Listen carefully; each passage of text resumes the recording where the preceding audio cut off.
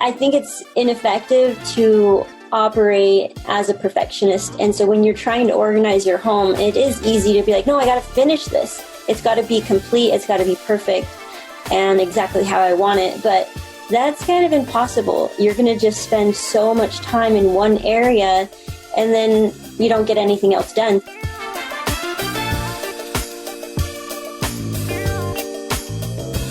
You're listening to the Redefining Wealth podcast with Patrice Washington. In part 3 of our Results Not Resolution series, we sit down with author and entrepreneur Crystal Escobar, who says we cannot live our life based on shoulds. Hey there, this is Patrice from patricewashington.com, where we chase purpose, not money. Welcome back to the Redefining Wealth podcast, where we believe that wealth is more than money and material possessions. We truly believe in the original definition of wealth, which is well-being, and we base it on 6 foundational pillars. If you are new here, you want to go back to the very beginning and check out what those pillars represent. But this week, part 3 of the Results Not Resolution series, we're talking about the space pillar. And as you know, for my OG listeners and purpose chasers out there, the space pillar is all about setting up your life to support you. And I really enjoyed this conversation with Crystal Escobar because at the heart of it, what I took away is that I just no longer want to be a person who lives my life based on shoulds. What I should be doing, what other people say that I should be doing, what I believe because I made up some story in my mind about what I should be doing. And we got into a really great conversation about that because I really think that many of us don't have our lives set up to support us because we're trying to manage the expectations of others. And I really think that especially if you're a mom and a wife, a woman in particular who's trying to juggle different hats and different expectations that others may be putting on you, or really just for anyone, because I know we have some wonderful men that listen to the podcast and we all are multidimensional. Like we all are wearing different hats, different roles, different responsibilities. And so it can be really trying to really whittle things down to exactly what you really want. Many of us do things on automatic and we don't even know why. And so as we talk about who we want to become in this season, I hope that there is something you will take away from this excellent conversation with Crystal Escobar.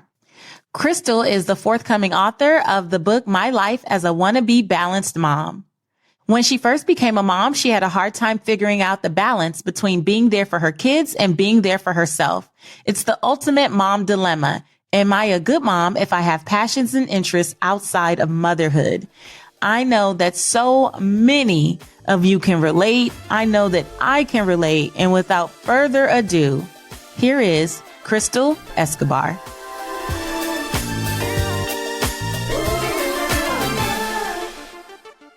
Welcome to the Redefining Wealth podcast, Crystal. Thank you, Patrice. I'm so excited to be here. I love your podcast. It's amazing. Oh, thank you so much. And I love your YouTube videos in particular. That's how I found you. Oh, thanks. I was looking at makeovers for like a preteen. My daughter is 11 going on 32, but definitely moving out of the little girl room space. And we ran across your video and I just fell in love with your personality. I just felt like, wow, she just seems so free to be her. And then I checked out that it was wannabe balanced and I got so intrigued and just watched a few videos, followed you for a while on Instagram. And so really excited that you said yes. Thank you for making time. Oh yeah, for sure. This will be fun. So I want to start by asking Crystal, what is the inspiration for Wanna Be Balanced? I was really intrigued by that name. Yeah, it started about 8 or 9 years ago when I started my blog. And I was just a new mom and I had so many passions and things I wanted to do, but I felt like as a mom, I'm not supposed to. I can't, I'm supposed to just focus 100% of my time on my kids. And so I kind of felt torn. But then I decided, well, I'm just going to do it anyway because I feel I need to do these things. I can't wait till my kids are grown to start pursuing all these different passions. So I just made it a goal to try to maintain a healthy balance between being a mom and at the same time pursuing my passion. So I wanted to make it clear that I am not the balanced expert. So I thought, well, I'm just going to call myself the wannabe balance, because I'm definitely still trying to balance things, but it's a high priority for me to try to balance things well so that I have no regrets when my kids are older, and I won't look back on these years thinking, oh man, I wish I would have spent more time with them. So I just try to have a healthy balance between my passions and still being there for my kids. I love that. I love that because, you know, we live in a society where people really want to make you feel like it has to be either or. Yes. Now, sure. like for so long, people would tell me stuff like, how are you going to do all that traveling and you have a child? How are you going to do all that speaking? You know, who's watching your kid when you're writing books? I'm like, what? Why is that even a thing? I feel like just as much as I'm called to be Reagan's mom, I am also called to be the money maven or, you know, the host of the Redefining Wealth podcast or personality or whatever people want to call me. I'm called to do all those things and pursue things that make me happy. Yeah, exactly. I think there is a lot of shame around it, and I don't really understand where it stems. For me, it felt like it was from my religion that made me feel like, no, like I'm not supposed to do anything else. My role is in the home, but I just kind of just didn't feel right about that. And I just feel so passionate now about the importance of moms taking the time to do what they're passionate about. And I think it is possible to find that healthy balance between the two. You can still be there for your kids and still pursue your passions. And it's just a matter of remembering that your kids see you, they see your example. Mm-hmm. And I think that that's an important thing to remember, that everything that you're pursuing, your kids can see that. And that's one way to teach them. Yeah, it's to lead by example, not just by telling mm-hmm. them. I learned a term years ago too that I really adopted because, to your point, I'm wannabe balanced, right? I think many of us are. We're wannabe. Yeah. And I learned a term many years ago about harmony, and I don't remember who was talking about it, but essentially they said harmony is an upgrade to balance, because harmony refers not to that middle ground. It's like the integration of both.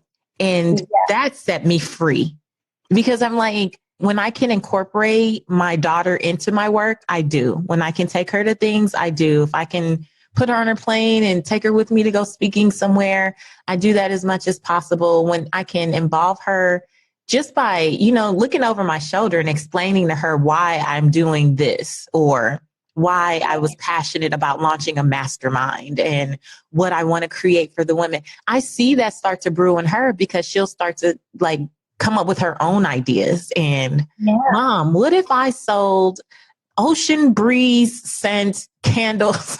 She just starts like, when I was launching a candle line, she just started this whole, what if I did? And, you know, but that's what I love, especially as a mom of a girl. I want to see her understand that I can, you know, she can be a mom one day if that's what she chooses to do, and still maintain a sense of self.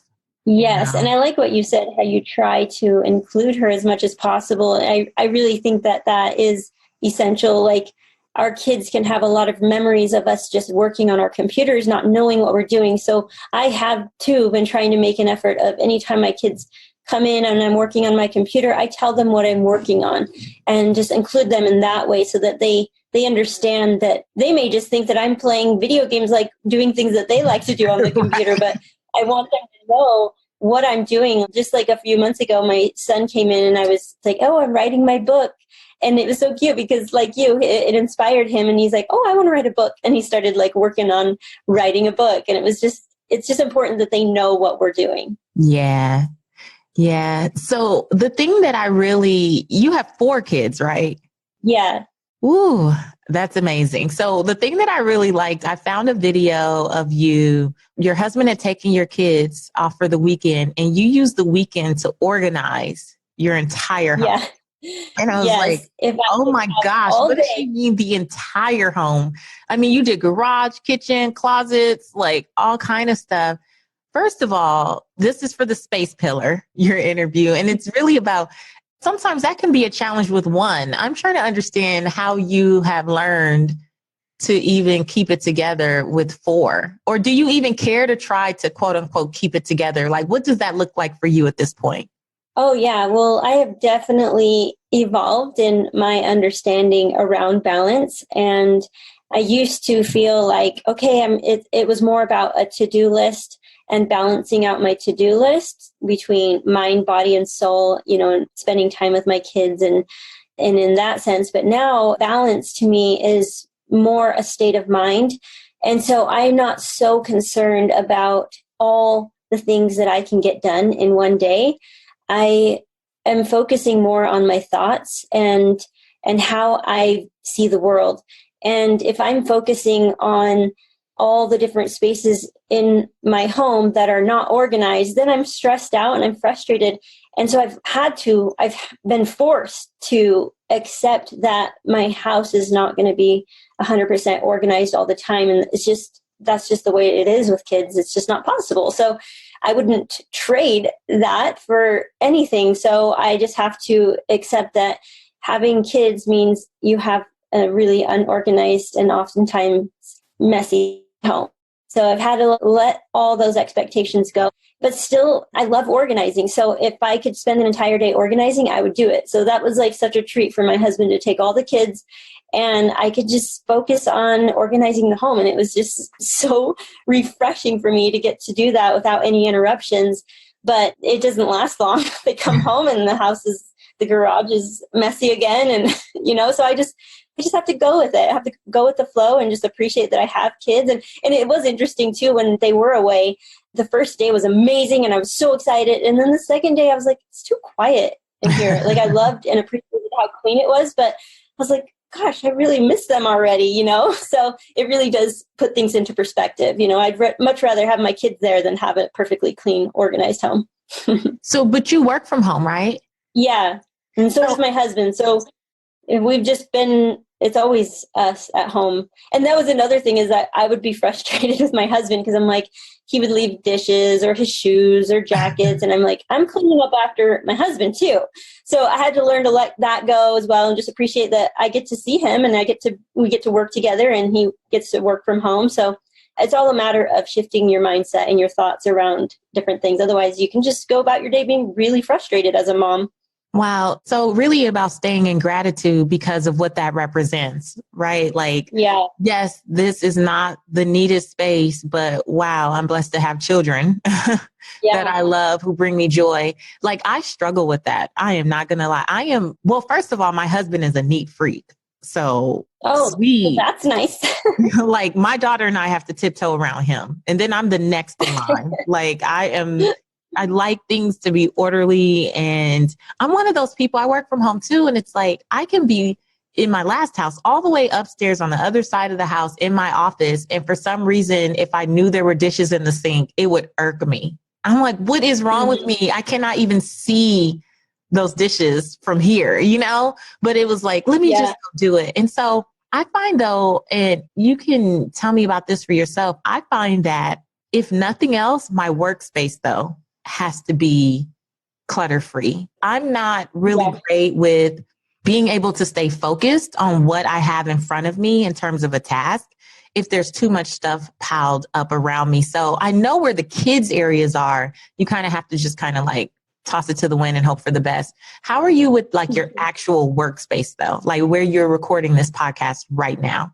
This isn't where I work all the time. It's just the only place I could set up my podcast. So I only use this room for recording podcasts, but I do definitely, I'm like you, I have to have a neat space in order for the creativity to flow and for me to feel at peace as I work on different things. So every time I'm ready to get started on a project or working, I definitely have to make sure my space is neat and organized. I light a candle. I really set the mood. Me I think too. It's important to do that. Yeah. So yeah, I think it's just important to have, when you're trying to be creative, I do think that you have to have a space that is neat and organized. Otherwise you're cluttering up your mind as well. And that's no space to be creative. Yeah, I do that too. I have this thing about setting the mood. I had a podcast episode called Are You in a Money Making Space?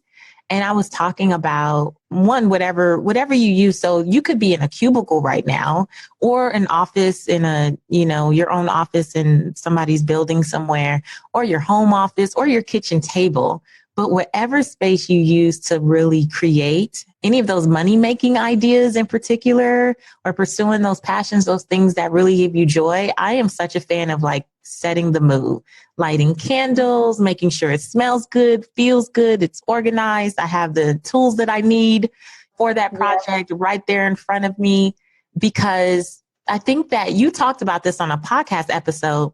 I feel like when it's cluttered in a space, Crystal, and I need to work, it pushes me into this zone of like trying to multitask. Yeah. It's like my mind darts all over the place. And now I'm trying to do too many different things, but really not getting anything in particular done at the best of my capabilities, versus if I was organized and set up, if my workspace was set up to support me, I could get laser focused and get one thing done and it'd be freaking amazing at the end. Oh yeah, for sure. I read the book called The One Thing. I can't even remember who the author is now, but it clarified to me how ineffective multitasking is, and that we think that as moms that we're effective because that's like, we pride ourselves in being able to multitask. But what I've learned in all the studies that have been coming out, they've realized that we're not as effective as we think we are when we're trying to do two or more things at once, because your brain can really only focus on one thing at one time. So you're just constantly having to shift from one thing to another. And there's always a moment of time that is required for your brain to get back into the zone of whatever it was that you were working on. So you're actually spending more time getting projects done if you're trying to do more than one project at a time. Yeah. On one of your videos, I think it was the one where you did the cleaning in a weekend. I think you were in the garage and you were like, well, I did the most that I could because my time was up and I needed to move on. I was curious, do you use like a timer when you're doing different tasks or when you're cleaning up or doing whatever? Because my husband and I like to do what we call the cleaning blitz, where we'll set a timer, even if it's 15 minutes, and it's like, okay, 15 minutes, let's get this family room situation together. And we just go until the timer goes and we do the best we can. And then we move on to the kitchen or to other areas. How do you manage that type of stuff? Yeah, I definitely love timers, and I use timers a lot because I think it's ineffective to operate as a perfectionist. And so when you're trying to organize your home, it is easy to be like, no, I got to finish this. It's got to be complete. It's got to be perfect and exactly how I want it. But that's kind of impossible. You're going to just spend so much time in one area and then you don't get anything else done. So like that weekend, I knew I only had 2 days. So I was like, well, I want to get as much done as possible. I don't want to just end the weekend with just organizing my garage, because I could have spent the entire weekend organizing my garage. So I gave myself a couple hours to do the garage. And then I told myself I got to move on to a different part of the house. So it's not exactly how I wanted it to be, but it was enough to make me feel good when I walked into the garage, and, it looks a lot better than what it was. And I can feel good about that. So yeah, I think a timer is essential. And I do timer lists all the time. And it all comes down to balance as well. Like I'll do 30 minutes of reading and educating myself. Then I'll do like 30 minutes spending time with my kids, go read a book with them or play a game with them. And then I'll do 30 minutes of cleaning the house. So I love like a 30-minute list where I just kind of alternate between 3 or 4 things that are important to me that I want to do throughout the day. And maybe that's more of an ADD kind of personality where I can't just like focus on one thing at a time or for too long. But I feel good doing that. It works for me to just be like, okay, just 30 minutes here, 30 minutes there. And then I feel like I've accomplished a lot. I feel like I've had a good balance. I'm not overly consumed with my projects because I'm making sure that I take the time to go be around my kids and pay attention to them. And it feels like it's, throughout the day. So I'm not just working for a set amount of hours and then I go spend time with my kids. I just feel like it kind of flows better that way. Mm-hmm. Yeah, I agree. I learned from one of our podcast guests, Sharon Beeson, she was talking about like assigning priorities, to different tasks that you have to do. And then that determines how long they take on your calendar. So to your point, look, I'm not going to fold laundry forever. And I heard on one of your podcasts, you were like, I've just decided I don't fold laundry. I'm with you, girl. I'm next. Yeah. I am next in line. I didn't for years. I don't know how I got back here. That's a whole nother story. But it's like, I'm not going to spend all day folding laundry. I'm going to give it 15 minutes and whatever gets folded is folded. And if your stuff did not make the folded pile, then get to it, husband, child, when you get home. Like, it's like, that's not high on the priority list. I'll give 2 hours to like an actual work project.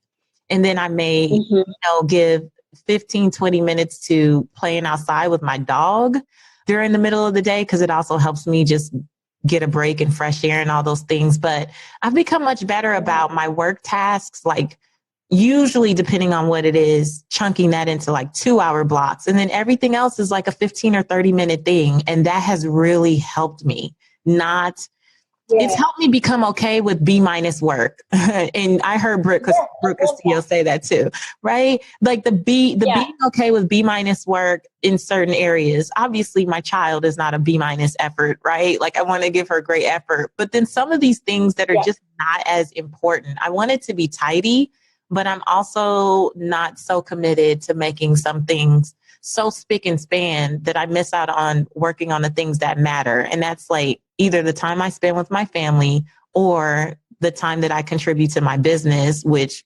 provides for my family. So those are the things where I'm going to go for A+ every time. In my faith as well. I'm going to go for the A in my faith. But some of these other things are like a B will do. Yeah, definitely. I agree with that. So I heard your husband say on your podcast that you grew up poor and actually moved 31 times as a kid. Mm-hmm. And I wanted to talk to you about that because you do have this, your home is beautiful, right? And you have this emphasis on organizing, accepting that with kids, it's not going to stay organized, but you still like to do it.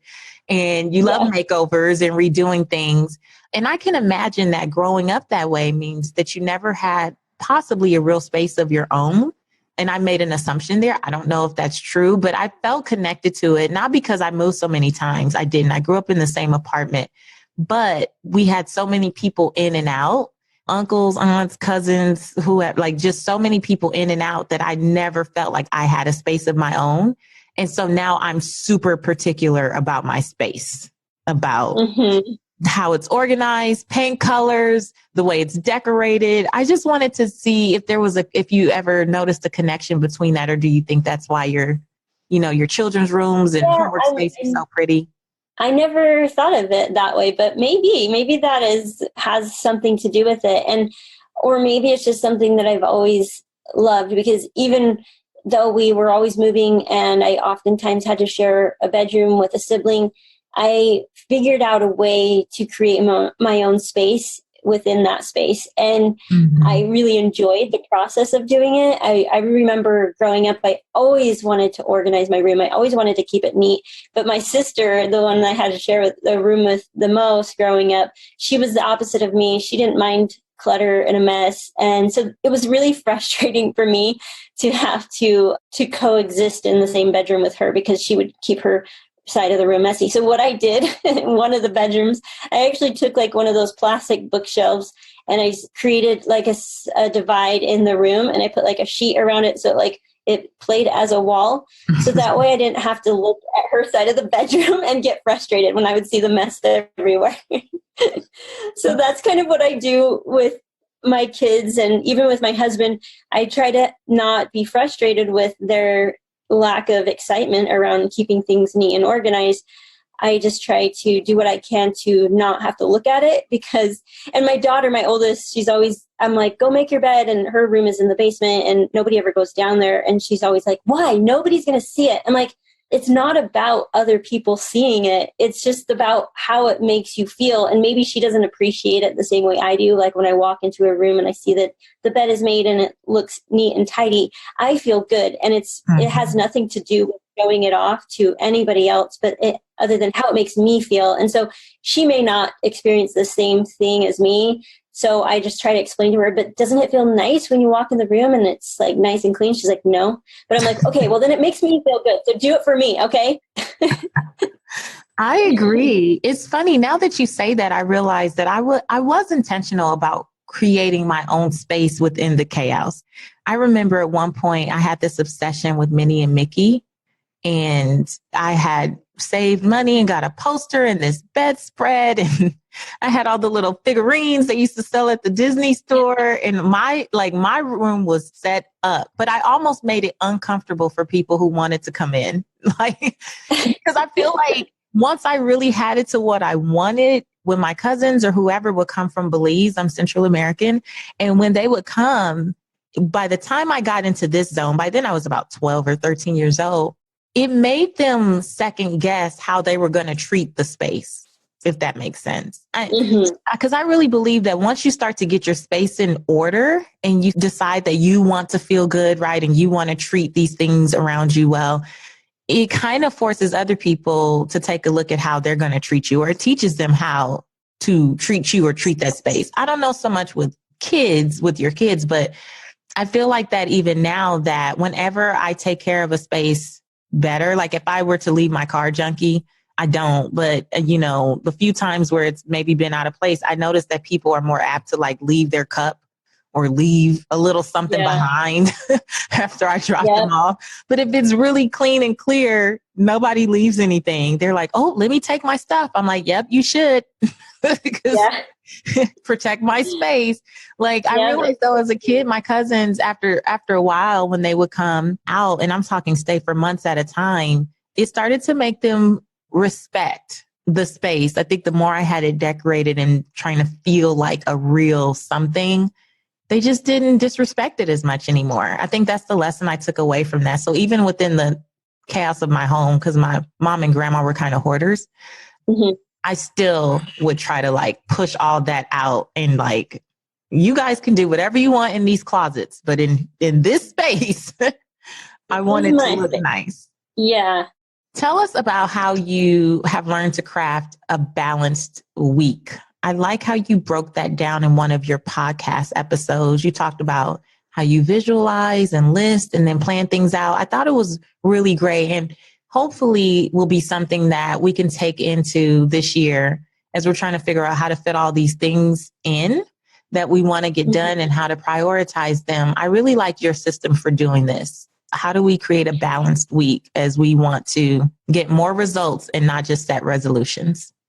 Yeah, that's the thing is I used to think in the beginning that I could have a balanced day every day, but I realized that that's impossible. So I've decided that it is more possible to have a balanced week or a balanced month, because you may go a few days, where you really have to work on this project and you're not as focused on doing fun activities with your kids. And so I don't think that you should ever feel bad about that, because you can always make up for that within the rest of the week. So what I do is I hire a babysitter to come help me a couple times a week, and she helps me entertain the kids. She helps pick up the house, and she folds laundry. So I put a lot of value in hiring things out and to delegate a little bit, outsource, because like you were saying, laundry is just, for me, it doesn't feel like it's doing anything.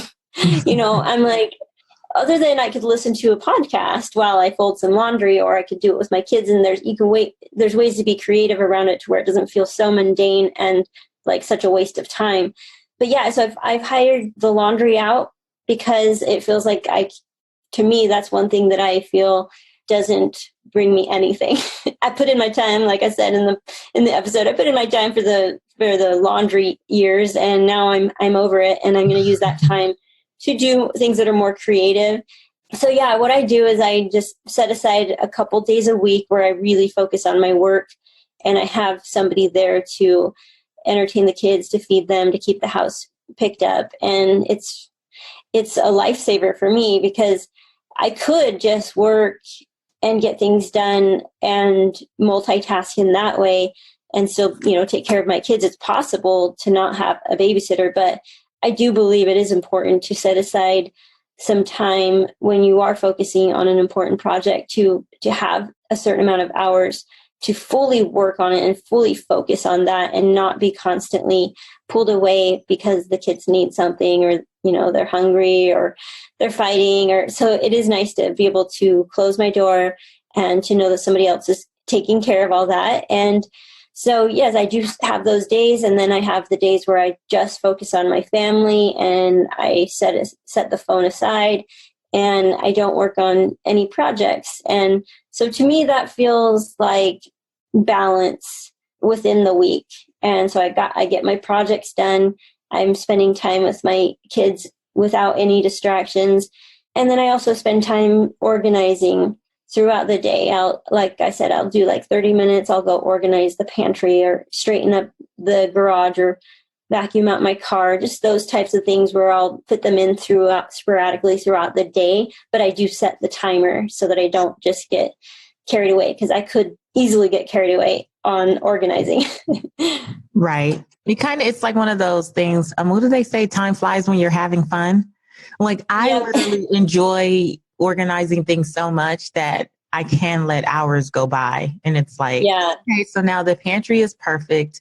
You still don't cook, ma'am. Because that's my thing is, like, I'm not a cook, but I like an organized kitchen, And like you decided that you're done folding laundry. I've decided that I'm done with acting like I should have lunch when I don't like to cook. Not like, I know, like that the lunch should magically appear. So I downsized recently, but I used to have someone that was like she did everything in our house really, but she was a great cook as well. And so when she left, when I didn't have her anymore, I was like, wait a minute, who's going to make lunch? Like, so every day, around 12:30, 1 o'clock, when it's like lunchtime, my mind goes, okay, it's time for lunch. I started to get into this place where I would be like, well, what am I going to do? And it would take so much time thinking about it, because it's definitely not something that comes naturally to me. And, I don't make food with love, Crystal. Like if I make something, it's just so you can eat and hurry up. It's not. Same here. Yes. It's like as quick as possible with 3 ingredients, because I just don't want to make the mess and I just want something to fill my tummy. Yeah, it's like, I don't live to eat. I eat to live. So I posted in my private group for the Purpose Chasers that I was not taking into 2019 this conversation about what am I going to eat every afternoon. So one of the things that I delegated out was like a healthy meal prep delivery service. And oh my gosh, so worth it, because it allows me to stay in the flow. I do have time on my calendar for lunch. That is like blocked out, because I'm one of those people who would just skip over it and forget if anything was to fill that space. And so, but now it really has lessened the anxiety. And one of the things that I love about what you kind of shared too is about not feeling guilty when you can't do all these things, or, the shoulds. As a mom, I used to feel like, well, I should be able to cook. I should want to cook. I should be better at this. And the reality is I'm not. I don't like it. And I'm going to stop apologizing for it. I just don't. Yeah. And the best thing I can do for myself and everyone else is to hire a service that I like, nourish myself, and be in the best possible space to continue to do the work that I love to do throughout the day, or serve my clients, or whatever it is. But stop apologizing for that, for not doing or being what other people may think I should be, or what story I've told myself about what I should be. Yeah, exactly. There is a lot of pressure as a mom. You just feel like you have so many responsibilities, and you feel that in order to be an awesome, amazing mom, that you should be doing all of those things. And that includes making meals from scratch. And that was a hard thing for me too, because I would try and I would do it and I would have such a mess to clean up afterwards. And I'd be so frustrated. I'd try to get everyone to sit down at the table. And it took up so much time that I just started to be burned out with it. And I'm like, it's just so much easier to do quicker meals, I just felt like I just needed to allow myself to not like that and be okay with it and just do it the way that is convenient for me. And, my kids may not appreciate it, but I can't do everything. I can't be the perfect mom. When did you realize, though, that you couldn't be the perfect mom? I think when I attempted homeschooling, because I really thought, okay, this is it. I'm gonna educate them. I'm gonna teach them how to cook. I'm gonna have healthy meals prepared every day. I'm gonna juice for them every day. We're all gonna exercise. It was like my big goal to raise my kids up knowing everything, and I was gonna teach it. I was going to be the one to teach them everything. And I had a lot of pride around that. And I attempted it for a couple of years and I burned out, and I realized it takes a village. You can't do it all yourself. And it's okay to delegate some of that stuff. It's okay. Like I would even take on like the music lessons too. I'm like, oh, there's, so many resources online. I could teach them how to play piano or the guitar. And so I was just trying to do everything.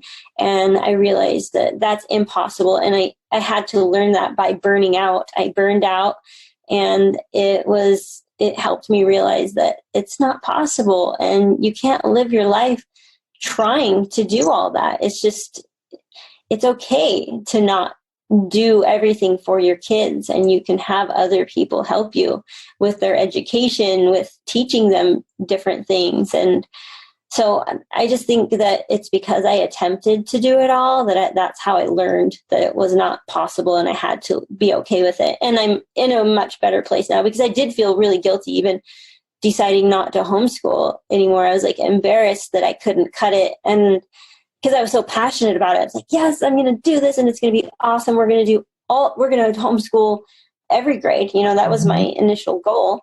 And then I lasted only 2.5 years, and I was embarrassed, and I was like, I guess I can't do it all. So only 2.5 years, girl. I don't think I could have made it a semester. Like, God bless you. Well, it was only kindergarten and first grade, which is easy to do. So it wasn't like it started to get harder. Once my oldest hit 3rd grade, I was like, this is and I had more kids. I only had 2 kids, but in the process of homeschooling for those 2.5 years, I had 2 more kids.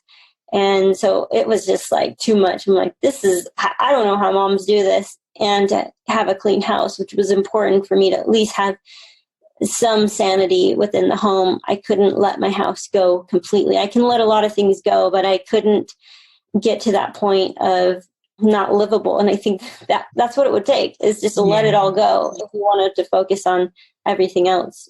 Oh my gosh. I commend you for that. And even when you say it was only kindergarten and first grade, I don't think at any grade could I imagine homeschooling Reagan. And she's an awesome kid. I just didn't feel called, right? Like, and I know that you were passionate about it, but I mean, again, I commend you. And I think that was, 2.5 years. I think there's a lot of women probably in their cars right now listening to this, shaking their head like, girl, good for you. Because many of us are not able.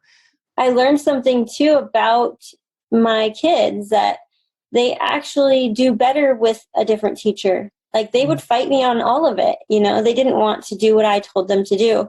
It wasn't this how I envisioned it to be, like this blissful experience where I get to spend time with my kids and I get to teach them and we get to do art projects and field trips. And that's how I envisioned it. And it was not at all like that. There was a lot of arguing and a lot of frustration on my end, because I thought that they'd be excited, like they're going to do their work for an hour, then we're going to do a project, then we're going to go on a field trip, but they would fight me on everything. And I became so frustrated that they didn't want to conform to my schedule and exactly how I had everything planned out. They didn't want that. And what I learned by sending them to public school is that all of a sudden they'll do their work. They'll do their work for their teacher, but not for me. So it is sometimes better for different personalities with each child, that you realize that personality has a lot. It plays a huge role. So if you're attempting it and there's a lot of arguing and fighting between you and your kids, it might be a sign that, maybe their personality is better off with another adult to teach them and to tell them what to do, because you're telling them what to do all day long. So give them a break. Let somebody else do it for a few hours of the day. Yeah, that totally makes sense. And it's so funny. We have all of these, again, kind of stories we tell ourselves. We envision good or bad, right? So for my daughter, just recently, I was going to see Michelle Obama speak and for her becoming book tour. And I live outside of the city. So I don't live in LA. I live in a suburb. And my daughter was trying out for basketball. And I was like, okay, I want to get there. I want to be there on time. I possibly, want to try to make this meet and greet opportunity and all this stuff. But I also didn't ask anyone to support me with getting my daughter. And I knew that my husband had decided to go out of town that week. And the day came and I was like, oh my gosh. And I didn't get help from my mother-in-law or anybody.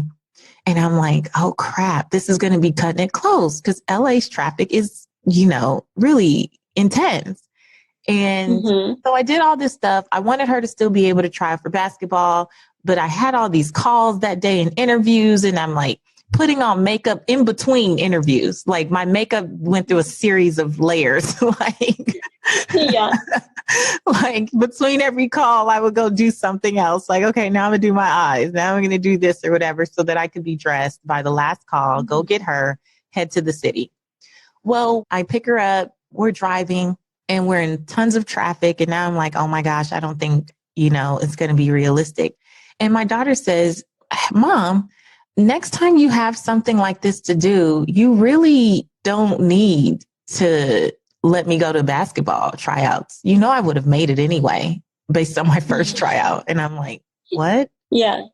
She's like, no, next time, do what you have to do. I'll be fine. Like I could have gone home with a friend. And she starts giving me all these options of things that she could have done and people I could have called to support and how I didn't have to basically frustrate myself. And I'm like, first of all, like, why do I need all this advice from an 11-year-old? That's why I'm like, I know my daughter was sent to help me get my life in order. Yeah. But she said it so matter of fact. And I had all these ideas about how, well, she's trying out for basketball. And of course, after practice, she'll want to talk to me. And so we need to have this time together. This is the age that she's at. And I made up all these stories. And she was like, yeah, we totally could have talked about it in the morning. Like it really wasn't that serious. And I'm like, you know what? I really have to do better with setting up my life to support me, especially when it comes to navigating around her, because I've made up all these stories about what her expectations are, and they're not necessarily true. And sometimes we have to let go of this, idea of perfection that we have, because we tend to make things harder and more frustrating on ourselves than they really need to be. I know. That reminds me of another thing that I do that I think not many parents do it this way, but it's just worked out so well. My son loves soccer and he plays soccer and a lot. And my husband has kind of taken on the role to be at every practice and every game. And for a while we would take all of our kids and I would haul them all there. And it was just really stressful to do that. And that's what all the other families were doing. So I felt pressure like, oh, I better be there too. I better have all my kids there. But I just finally decided to let that go and know that my son is totally happy and content having his dad there. And I don't know much about soccer. I'm not into sports. So I don't appreciate it the way my husband does. But I would feel guilty a lot and also be worried about what the other moms were thinking of me for not being at all the games.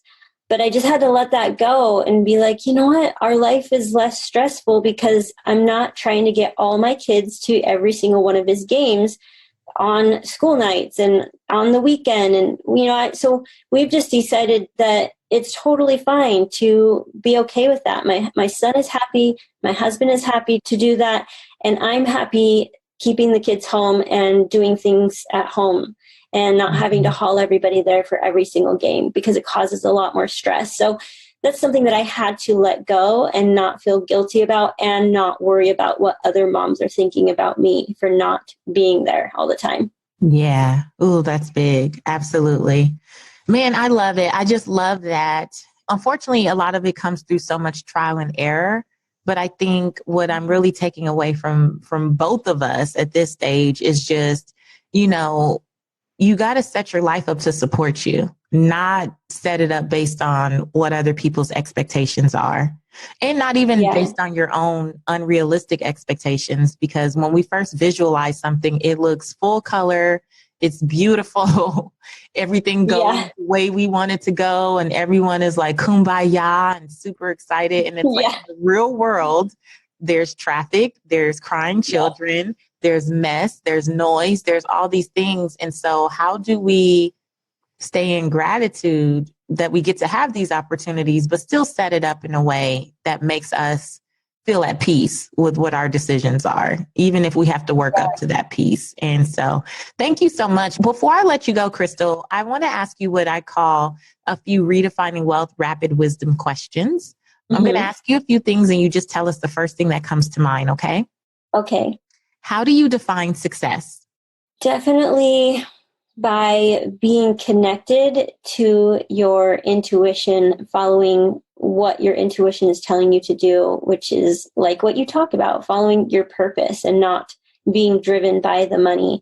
It's more being driven by what your purpose is. And the way you can discover what that is by being so connected with your inner being, with God, your intuition, through prayer and meditation. Love it. How do you define wealth in 3 words or less? Time, freedom. Is that 1 word or 2 words? Well, it's still less than 3, so you're okay. Do you want to add a third word? Time, freedom that was our whole goal. My husband and I, when we started our business, was having the time freedom. Yeah. What's one book that has redefined how you see wealth?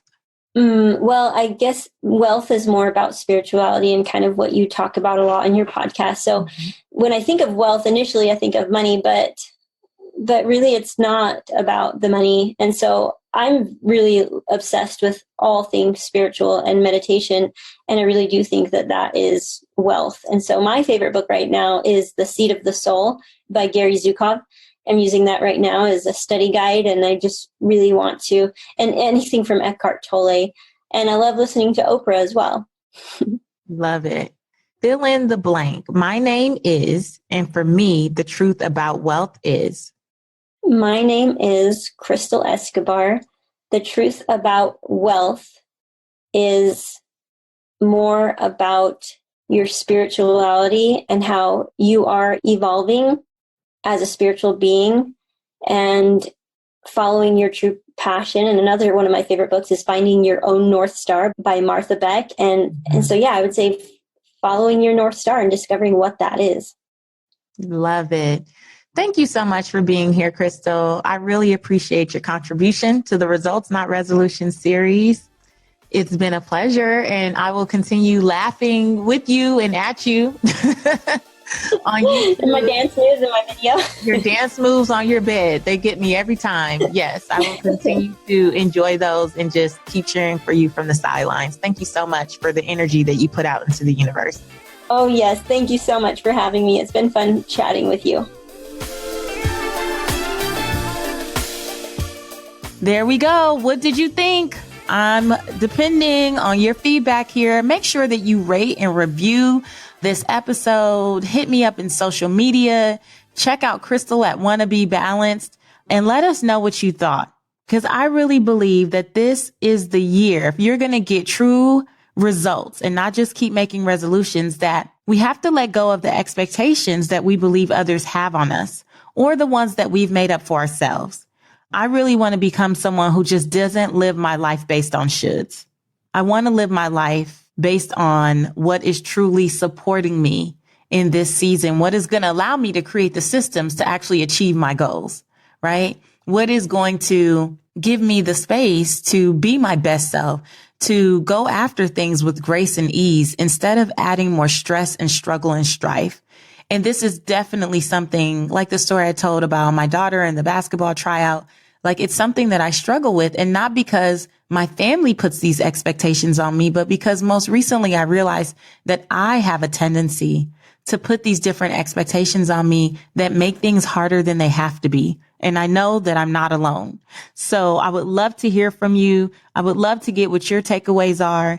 And I would suggest, we did the episode Boundaries Are Necessities some time ago, and I gave this script that was for helping you set up boundaries. And for those of you who have allowed the expectation to almost let other people take advantage of you, and you know that it's time to start setting up some boundaries with others and setting boundaries for yourself, check out that script from Boundaries Are Necessities, because it talks about apologizing to people for allowing things to go on, allowing them to believe that certain behavior was okay, or even that their expectations may be okay. And so I'm thinking of a way to kind of bridge the gap between that episode and this one, because I think that to truly set your life up to support you in 2019, it's going to also include setting up boundaries, even though you may have been the culprit, like you may have been the person who started these expectations from others in the first place. So I hope that's a blessing to you. Super excited about this series. Let me know if the series is blessing you, what you're thinking about it, what you're taking away.